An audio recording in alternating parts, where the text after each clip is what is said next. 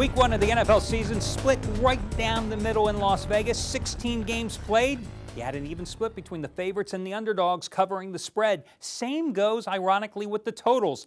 8 games went over, 8 games stayed under. I don't remember that happening in recent years. But if you were looking for an amazing trend, here it is. Straight up winners last week went 11-5 against the spread, and that followed a preseason when they won an incredible 56-5-4 versus the odds makers.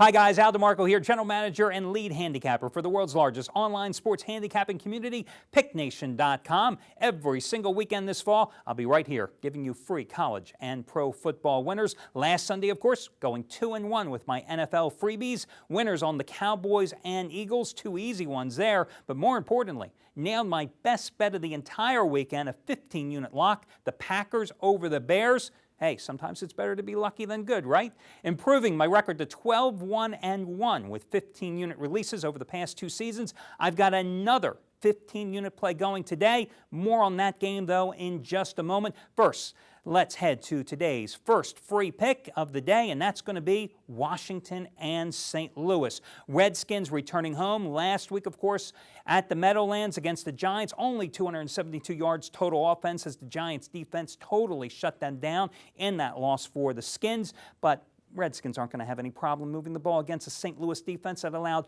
446 yards to the Seahawks in a 28-0 loss at Seattle. Meanwhile, the St. Louis offense, only 247 total yards, 10 penalties, 2 for 12 on third down. They self-destructed against Seattle.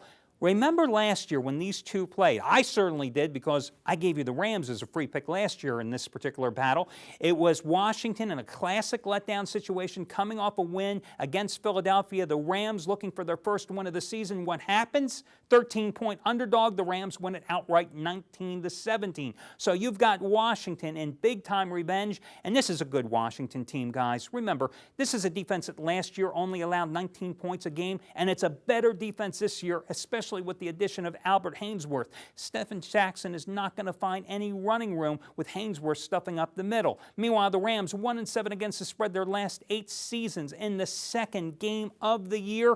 I say go ahead. Do not worry, lay the big points with Washington. Next, we travel to Dallas, where Jerry Jones opens his new stadium with the Cowboys hosting the Giants. Gave you the Cowboys last week at Tampa, but look at the box score in that game. Dallas defense could not stop the Tampa Bay ground game. Cadillac, William, Derek Ward and company, 174 yards rushing on 31 carries. Guys, Tampa was definitely moving the ball. And also keep in mind, Byron Leftwich, who, I have as much mobility as Byron Leftwich does in the Tampa Bay backfield, okay?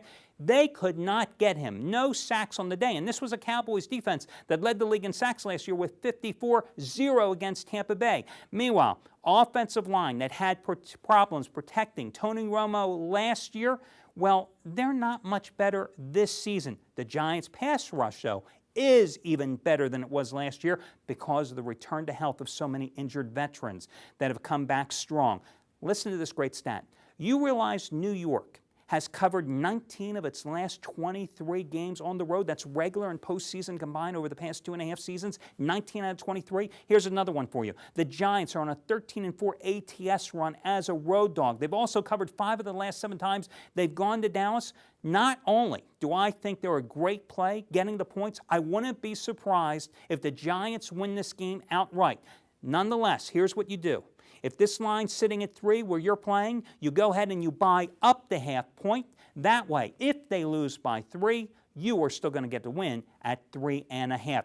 Guys, before we get to the final free selection, I want to tell you about a free trial offer at PickNation.com. You can get the plays of all 6 handicappers on PickNation.com. All 6 of them, not only for today, but for Monday and for Tuesday, all of their plays absolutely free. All you've got to do is go to PickNation.com, click on the free trial offer, and sign up right there. Guys, there are no strings attached, and unlike some people, when I say free means free, I mean it. All 6 handicappers, all of their plays today and the next 2 days for free at PickNation.com. Now, let's get to your last game. It's going to be the Texans-Titans battle in Nashville. You realize it's the only home game in September for the Titans? And they have an extra 3 days prep time after opening the season with that tough loss at Pittsburgh. But what a great game they played against Pittsburgh. They held the Steelers to 36 yards rushing. They hit Ben Roethlisberger 12 times in that contest. Get this, the Titans are 11-3 against the spread in the game following their last 14 straight-up losses. Houston, the Texans were pathetic last week at home in their opener against the Jets. They were outgained 462 to 183 in terms of total yardage. Mark Sanchez, the rookie for the Jets, 272 yards in his pro debut. Thomas Jones led a ground game that couldn't be stopped with 107 yards rushing. Meanwhile, everybody thought that this was going to be a year that the Texans had the great offense. Well, Matt Schaub, obviously not fully recovered from that sprained ankle that he suffered late in the preseason. Only 166 yards passing, but Steve Slayton, 17 yards rushing. Matter of fact, Houston only had 2 drives in New York territory, playing at home, and they turned the ball over on both occasions. So my complimentary plays, Washington, the Giants, and Tennessee. But let me remind you one thing about these free picks. Even though I hit 2 out of 3 last Sunday, they are not the plays I'm releasing to my paying customers. They're quality selections, but they're not quite good enough to be premium plays. They're just slightly flawed. This week's best bet, however, is where my own money is going, where I recommend yours goes. It's my 15-unit mismatch of the year, a game in which my side is going to roll by at least a touchdown or more. This is a no ifs, ands, or buts game. It's a no-brainer. It's another 15-unit play, just like the Packers were last Sunday, a play I'm 12-1-1 with the past 2 seasons combined. Last year, of course, my 7 straight NFL and college football winning season, a season in which I also went 26-13-3 with my NFL plays overall, closing on a 13-4 run, finishing with 220 units of net profit along the way. So don't miss the 15-unit mismatch game of the year, available right now at picknation.com. And I'll catch you again tomorrow right here with my Monday night free selection.